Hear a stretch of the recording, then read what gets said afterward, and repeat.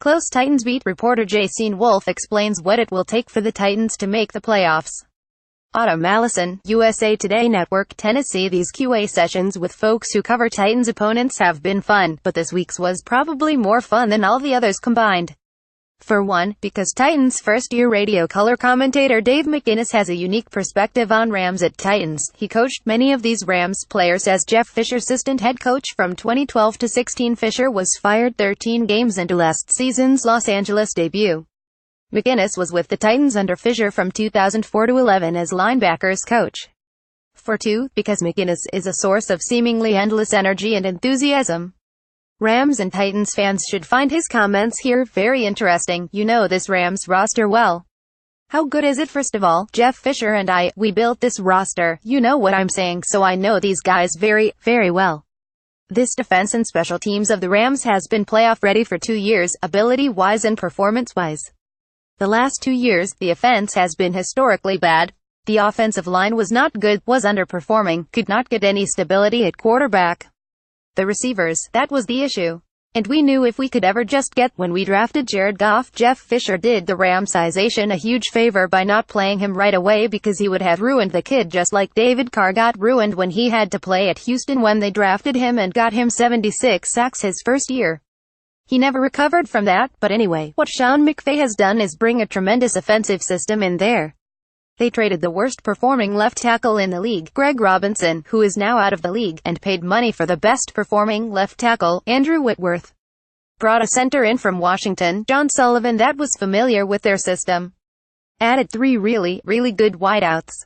And then Todd Gurley, who Jeff Fisher drafted even with an ACL coming out of Georgia because Jeff knew how special Gurley was. I mean, he knew this was a building block. He was Rookie of the Year without even starting. Had a down year last year, he wasn't healthy and the offensive line was bad. The whole offense wasn't good. This year, he's an MVP candidate. Todd Gurley is the real deal, and Jeff Fisher could envision him being his Eddie George for the next 7 or 8 years. That's how it was put together. This defensive group we left for Wade Phillips to inherit is extremely talented, especially the front seven. I mean, Aaron Donald could be the defensive MVP of the league. Michael Brockers, who we took number 1 out of LSU, is as good as there is. Robert Quinn is a number 1 pick. It's a really good defensive line. And then Alec Ogletree and Mark Barron are 2 of the best behind-the-line linebackers going right now. Especially the way Wade is using them. It's a talented team. It's a well-coached team. We left them a lot of talent, it's just, we were the youngest team in the league 4 years in a row. This team has grown up together. This is one of the better teams in the league right now, personnel-wise and the way they're playing. You mentioned the decision to not play Goff last year.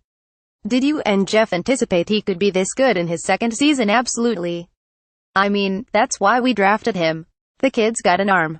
He's smart. He's a worker. He's a grinder. Absolutely. We knew he needed some people around him, and he needed a system. And that system is perfect for him. Sean McVay is doing a wonderful job with that. Plus, Sean keeps him on the headset until they shut it off at 15 seconds. But the guy's got an arm. The system is set up perfectly for him. They've got a great running game.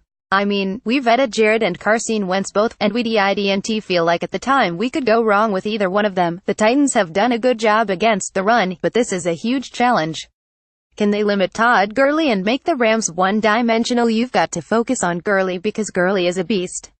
The guy's a beast, and they use him a lot of different ways.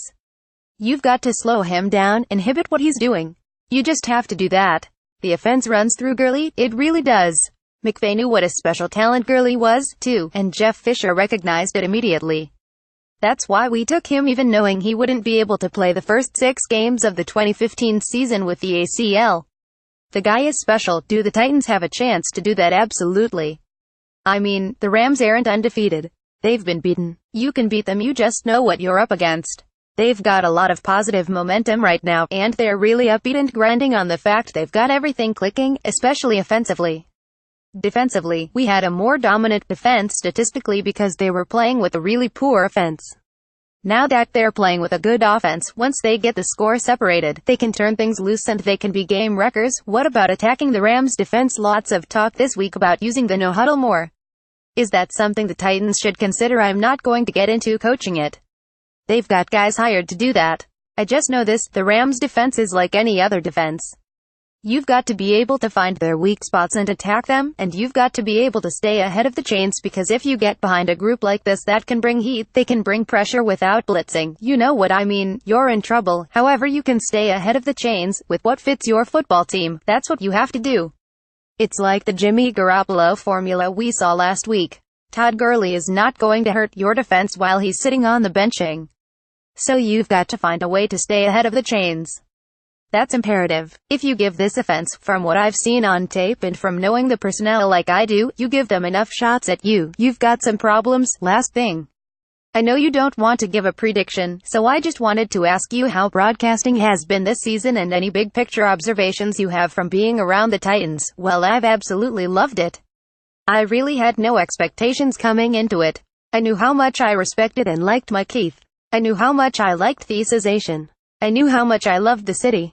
And I wouldn't have done this anywhere else but here, because of my familiarity with the ization, with Mike Keith, with everybody here, and once I got into it, I absolutely love doing this, I really do. And I came because I really believed and still believe that the ization is really on the upswing.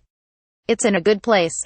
I know we're coming off 2 very disappointing weeks, but to me the overall future and picture for this football team, especially once I met John Robinson and Amy Adams-Strunk, the direction this place is going, it's a good place to be.